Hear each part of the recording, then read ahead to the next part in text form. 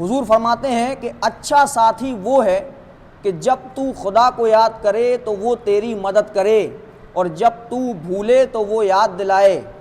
اس حدیث پاک میں بہت سے مطلب ہیں۔ یہ حدیث تو حضور نے ارشاد فرما دی کہ بہترین ساتھی وہ ہے کہ جب تو خدا کو یاد کرے تو وہ تیری مدد کرے۔ آپ نماز پڑھنے آ رہے ہیں اپنے گھر سے، تو اس کا مطلب کیا ہے؟ آپ اچھا کام کرنے آ رہے ہیں۔ تو آپ اچھا کام کرنے آ رہے ہیں تو اپنے ساتھ اپنے دوست کو بھی لے کر آئیے، کیونکہ آپ خدا کی یاد ہی میں تو آ رہے ہیں مسجد میں، خدا کو یاد کرنے کے لیے۔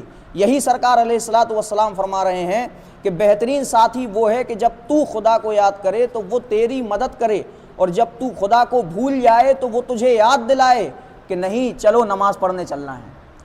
جب بھی کوئی بھلائی کا کام کرو تو اپنے مومن بھائی کو اس میں شریک کرو۔ ہم نماز پڑھ رہے ہیں، دعوت دو اور ساتھ میں بلا کر لے کر آؤ کہ چلو نماز پڑھنے چلتے ہیں۔ اگر ہم کسی اچھے کام میں جا رہے ہیں، کسی فاتحہ میں جا رہے ہیں، اپنے مومن بھائی سے کہو چلو ہمارے ساتھ فاتحہ میں شریک ہو جاؤ، اللہ اور اس کے رسول کی باتیں سنو۔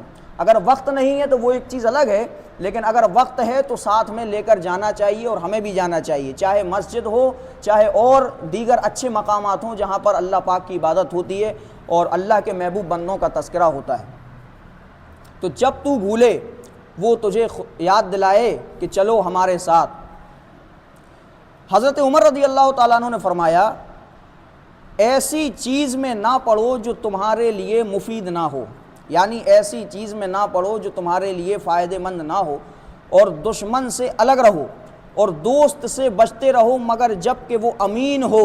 اب اس کا مطلب کیا ہے کہ دوست سے بچتے رہو؟ دوست سے کون بچ سکتا ہے؟ دوست کے ساتھ تو انسان رہتا ہی ہے، لیکن انہوں نے قید لگا دی کہ اگر کوئی ایسا بندہ تمہارا دوست ہے جو امانت دار ہے، اگر آپ اس کے پاس اپنی امانت رکھ رہے ہیں، وہ امانت میں خیانت نہیں کر رہا ہے، تو ایسا دوست تمہارے لیے بہترین ہے۔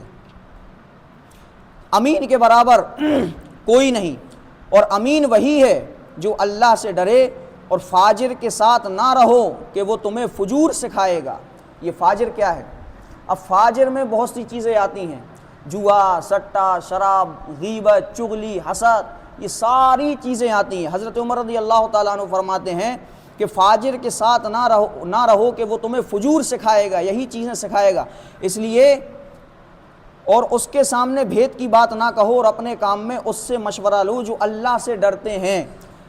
بزرگوں نے بہت ہی اچھا ایک قول ارشاد فرمایا ہے کہ انسان کو اچھی صحبت دیر میں اچھا بناتی ہے مگر بری صحبت اس کو جلدی برا بنا دیتی ہے۔ آپ کسی اچھے انسان کے ساتھ رہیں گے، آپ دیر میں اچھے ہوں گے، لیکن اللہ کے فضل و کرم سے ہو جائیں گے ہم اچھے، لیکن اگر ہم کسی برے کے ساتھ رہ رہے ہیں تو ہم جلدی برے ہو جائیں گے۔ تو بری صحبت جلدی اثر کرتی ہے، اچھی صحبت دیر سے اثر کرتی ہے۔ جس طریقے سے خراب دوائی جلدی اثر کر جاتی ہے، جو اچھی دوا ہوتی ہے وہ دیر میں اثر کرتی ہے، لیکن جب وہ اثر کرتی ہے تو اس مرض کو ہمیشہ ہمیشہ کے لیے وہ ختم کر دیتی ہے۔ اسی طریقے سے صحبت کا معاملہ ہے کہ اچھی صحبت دیر میں اثر کرتی ہے انسان پر، بری صحبت جلدی اثر کر جاتی ہے۔ تو ان چیزوں کا ہمیں خیال رکھنا چاہیے۔ اللہ پاک سے دعا ہے کہ اللہ ہم سب کو عمل کی توفیق عطا فرمائے۔